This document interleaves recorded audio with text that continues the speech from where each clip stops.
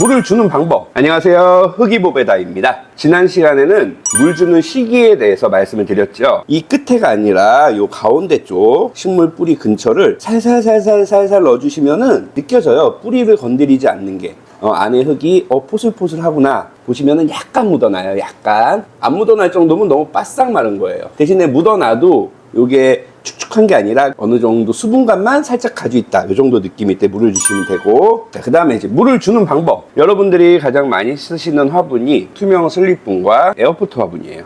이건 분갈이를 하고 나서도 똑같아요. 한 번에 확 주면은 물도 넘치고 흙도 넘치고, 넘칠 수밖에 없어요. 너무 세게 주면 이 흙이 머금을 수 있는 만큼 속도로 줘야 돼요. 처음에는 조금만 주세요. 졸졸졸졸졸졸졸 조금만 주고 약간 기다려주면은 물이 천천히 머금고 들어가면서 재료 하나하나가 물을 머금으면서 다음에 또 물 먹을 준비를 하는 거죠. 한 번 주고 조금 기다렸다가 또 주시면 돼요.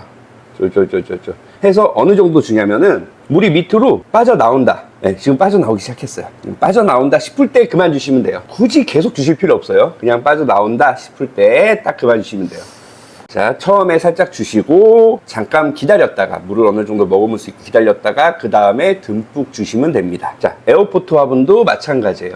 에어포트 화분도 처음부터 물을 막 주면은 구멍으로 물이 다 빠져나와요. 그게 왜 그러냐? 밑으로 천천히 흙 속에서 내려가는 게 아니라 이게 말라있기 때문에 옆으로 막 그냥 빠져나오는 거예요. 밑에 흙은 하나도 안 젖게 돼요. 그렇게 되면 처음에는 조금만 빙 눌러서 조금만 이렇게 주시고 살짝 기다리면은 이 재료들이 물을 천천히 머금기 시작해요. 기다리는 동안 다른 거 물 주세요. 다른 것도 한 바퀴 조금씩 주시고 다시 와서 그 다음에 듬뿍 주세요. 듬뿍 주시면은 이제 물이 밑으로 쭉 내려가게 돼요.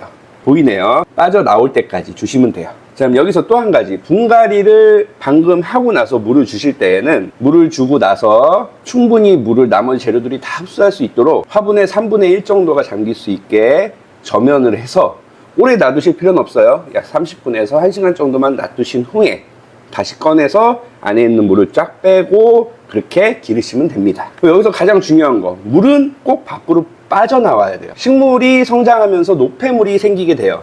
그러면 그게 흙 속에 자꾸 쌓이다 보면은 흙이 썩고 안 좋아지겠죠. 그렇기 때문에 꼭 밖으로 물이 빠져나오면서 그 노폐물들도 같이 빠져나올 수 있게 하기 위해 밑에 물이 충분히 빠질 때까지 주시는 겁니다.